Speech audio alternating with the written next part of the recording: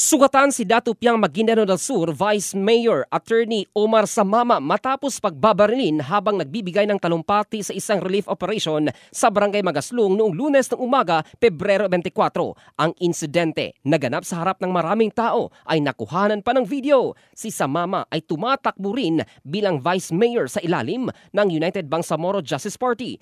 Ay nasa kalagitnaan ng kanyang pagsasalita nang biglang pagbabaril ng hindi pa nakikilalang salarin. Agad siyang isinugod sa ospital at kasalukuyang nasa maayos na kondisyon.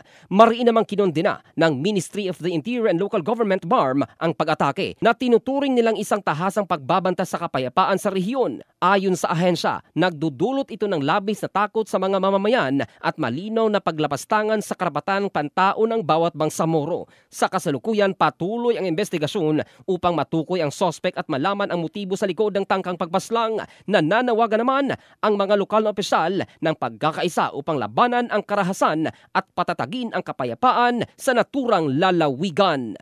In the heart of changing lives, ito si Jofel Candado ng Brigada News Philippines, the Music and News Authority.